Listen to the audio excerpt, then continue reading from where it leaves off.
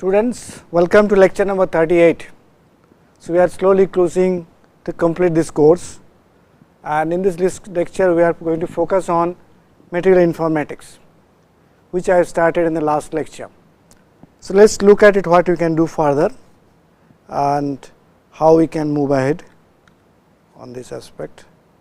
So, I have given name of this portion in the actual course is materials knowledge and materials data science, but this whole thing can be combined as a materials informatics. That is the subject which is coming up recently, and probably in down the line 6 months or 1 year, again you will see one such course on material informatics. So, now the question is how we can use it. So, in terms of recap, first let me tell you that there is no book available on material informatics so far. The books which I have given you as a literature, they do not talk much about material informatics. They talk about artificial intelligence, application of artificial intelligence, and some of them talk about a touchdown about the material informatics. But if you want to go into details of material informatics, these set of papers may be helpful. The first three I have given you in the last lecture. First one is by Krishnarajan. He is an expert worldwide. We have done a lot of research on these and has written various review papers. You can read all those and understand the subject. But one must not forget the contribution by Michael F. Asby in terms of the book called Material Science Selection in Mechanical Design, and this is very long, almost 20 years ago the book was republished. So, there he started actually the how to use material information. Today we are going to talk about those aspects. So, let us now move into that. So, what did I tell you about material informatics? What is material informatics, by the way? Very simply, from layman point of view, it is used as information science. Whatever information available on materials domain combined with computer science to improve the efficiency of materials development, rather design and development as well as discovery of new materials. That is the key. So, few keywords you can understand. One is the information. You need to have a lot of information to design or to develop new materials, but then information is not the only thing which can do it. You have to combine the information with statistical methods as well as computational techniques to improve their efficiency. So, therefore, it is combining the data available in material science with engineering and like informatics and data science to help understand the use, selection, development as well as discovery of materials. So, what you are combining? You are combining material science data with informatics, that is nothing but data or data science. And data science means not only computer science, it also involves a lot of statistical methods, which you have discussed in the past so many lectures when you talked about machine learning and deep learning. So, that is why material informatics has become a very important field of study today. Other day I was looking at various kinds of videos available on internet, and I saw material informatics are used for also making different kinds of braids, manufacturing of different kinds of braids. It is widely been used in terms of selection of the different grains, different kind of flour, as well as mixing and temperature and time characteristics to make different grain structures of the braids. So, that is all pervasive. It is not only true for metallic, ceramic and polymer material, but also true for biological materials, things which you eat also. So, it is an field which will probably expand into different subjects, and that is why it is an effort to improve the efficiency of the material development by using these methods. But why it is so important, I already told you, just let me reiterate. The search of new or alternative materials, whether by experimentation or by computer simulation, is always the need of the hour. Necessity is the mother of invention. We always talk about it when you discuss these aspects, and whenever you are talking about new devices or new kind of a technology, you need new materials, and discovery of these new materials can either be possible by experiments or simulations, and we talked about it, the discovery domain at the beginning of this course. But this aspects or search for new materials is always very slow and it is arduous task. Why? Normally industry data suggests that it takes about 20 to 25 years to make a new material to put into particular application. That is a very long timeline. So, if you are talking about a century, we can have maximum how many 5 to 6 different types of material discovered, that is it. So, we want to reduce the time cycle to 5 to 10 years, and that is why this is very important. So, it is better to understand this underlying science governing this approaches which can control the behavior of material. We can also use this informatics to analyze the trains of data as a basis for predictions of new materials. So, idea is to design new materials with target set of properties or discover new materials with target set of properties. In either of these cases, data can be used and this information can be processed to obtain trains of predictions. That is the key aspects why we want to know this. So, now the question is, really is this really important so much? Well, if you talk about background, so that is what is I talked about in the last lecture. In the last 10 to 15 years, material informatics has become very important, partly because industry wants it and partly because we all want to reduce the cycle of material development. There are two reasons, and I do not need to justify why industry wants to reduce the cycle time from 25 years to 5 to 10 years.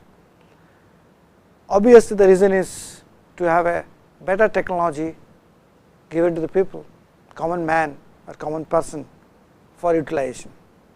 In order to do that, you need to have new materials discovered in every 5 to 10 years. That set the tone. That is why in 2011 in US, Material Genome Project, MGI, Material Genome Initiatives, okay, MGI, Material Genome Initiative came into picture, where a lot of funds were allocated to develop the strategies to discover new materials in the shortest possible time. Now, this rapid development is only possible if we use AI based technologies like machine learning, deep learning, that is the only way. So, advancement of these AI based technologies as well as the advancement of the supercomputers or computers with high performance capabilities made this to believe us that we can realize this dream. So, core of AI technology is what? It is basically statistical mathematics, which you have seen that combined with computer programming, and that is what is called machine and deep learning, right. So, thus can be used for informatics, and when you do that in order to help it out, and theories on properties, experiments, simulations, databases, cloud computing, securities, all these have been substantially developed.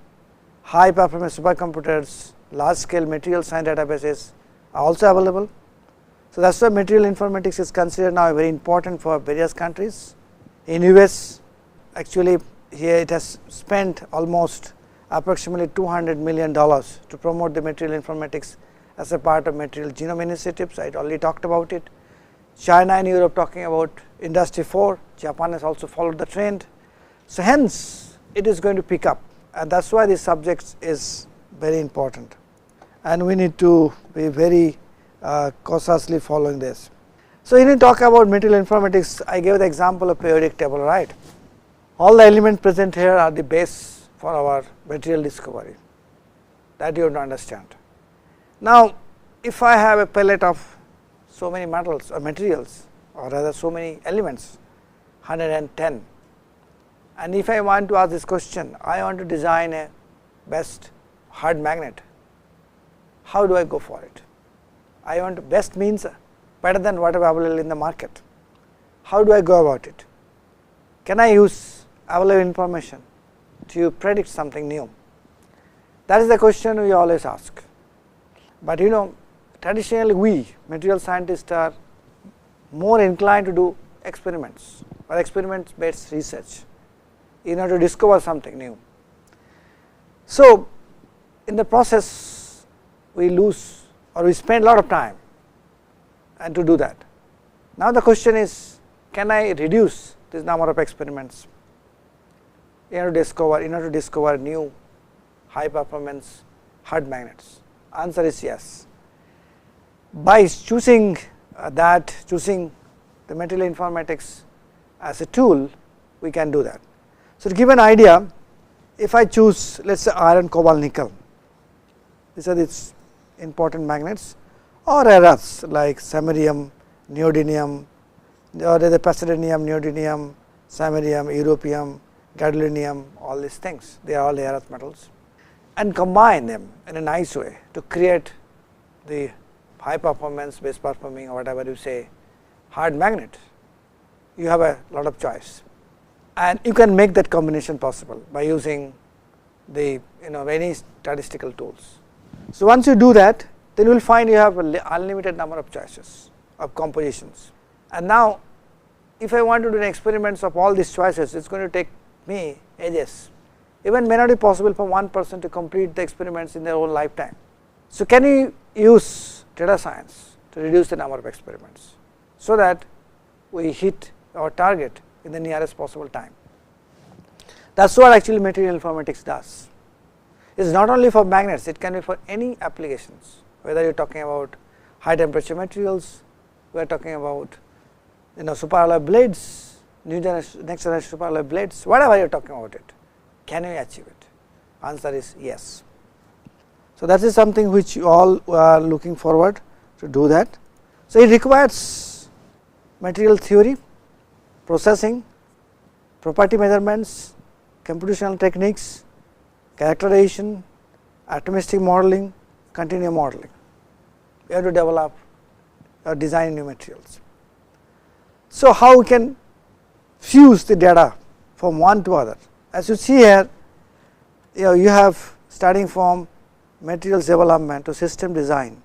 You have material development here, then you have properties measurements, the yellow, then you have microstructures, the dark green, purple is basically the component design, finally system design.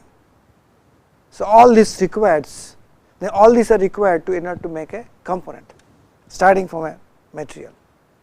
So, this cycle what industry wants to be reduced.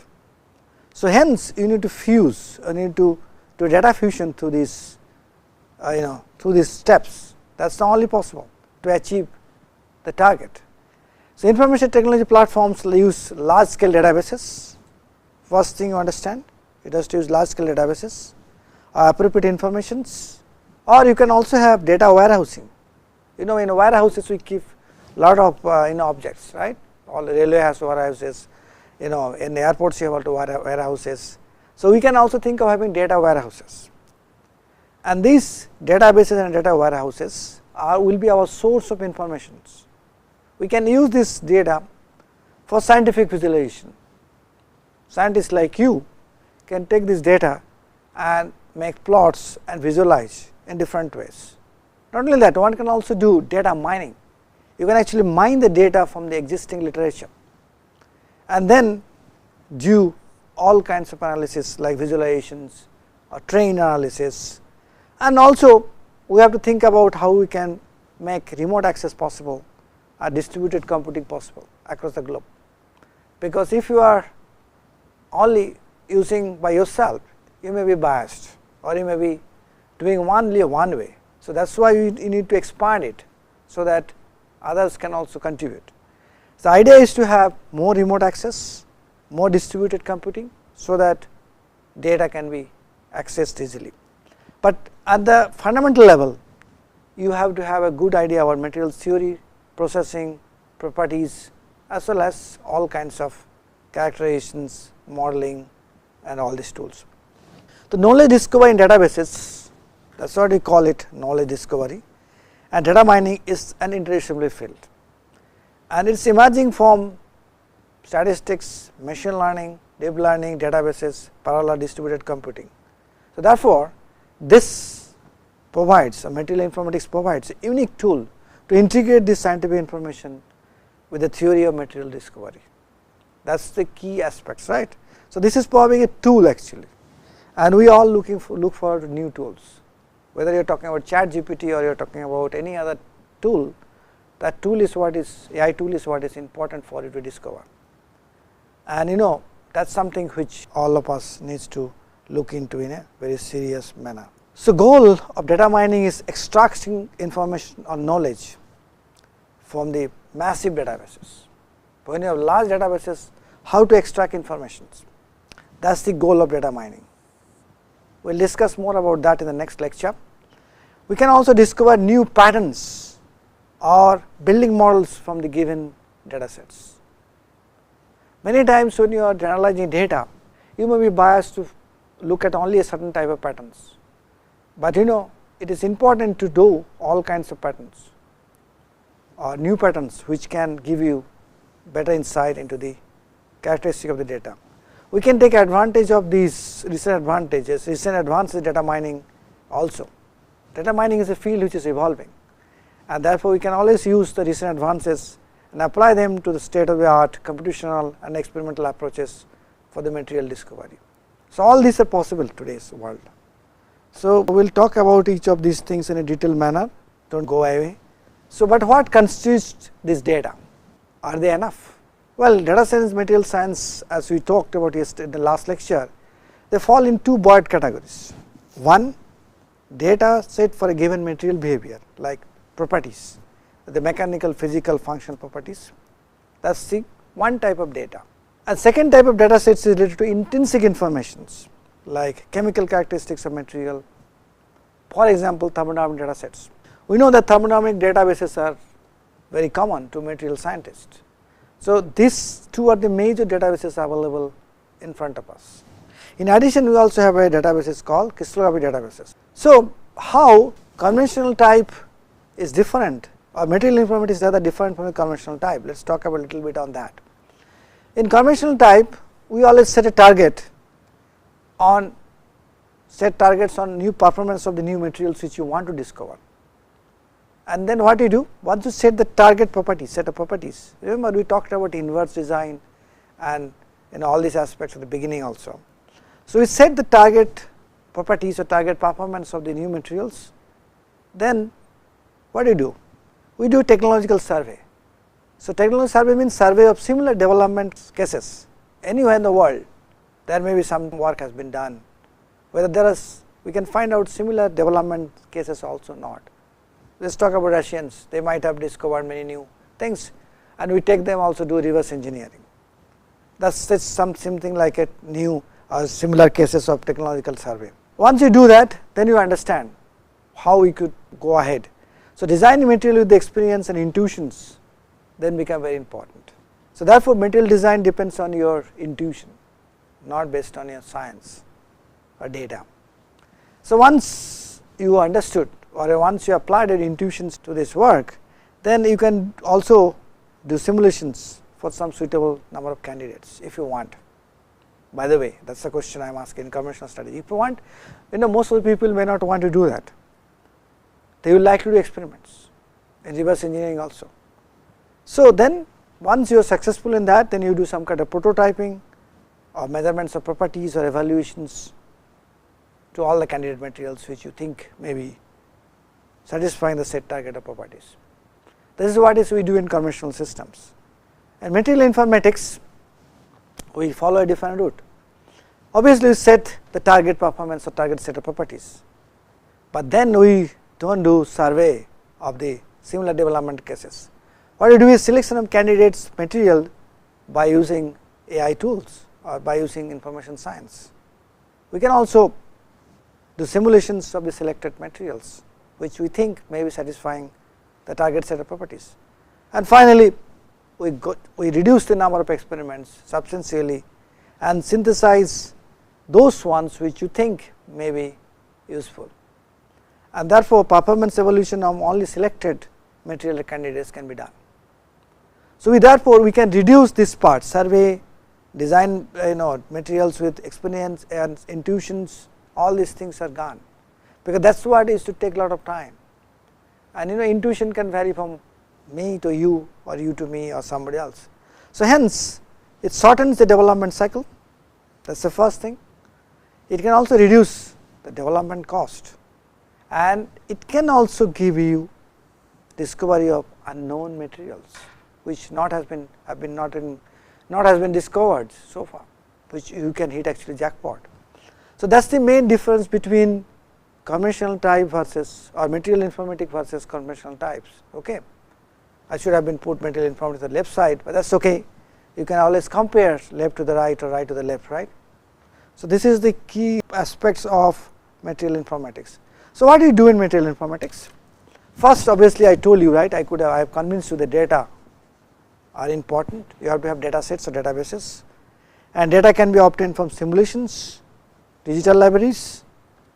There will be digital libraries, as well as you can do combinatorially derived databases. You can combinatorially mix different databases and do that.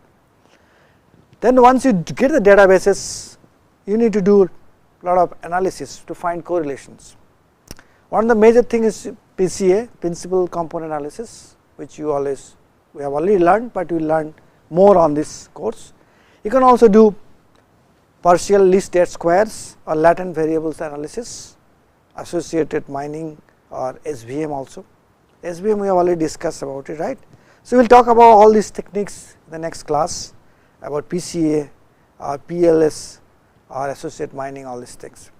So, this is what you do is after you get the data, you can find out a correlation among these things. So, once you find the correlations, you also need to do simulations, as you have already talked about in the last slide, right. You remember last slide we talked about it, the simulations of the selected materials, right. That is always need of the hour when you talk about discovery or design of new materials, right. This is something we all do that. So, and these simulations will be atomistics obviously, mostly, because we want to do atomistic simulations to get idea about how atomistics control the material behavior. One can do continuum based theories also. So, what you get out of these three things is ultra large scale information space, which may be terabytes level.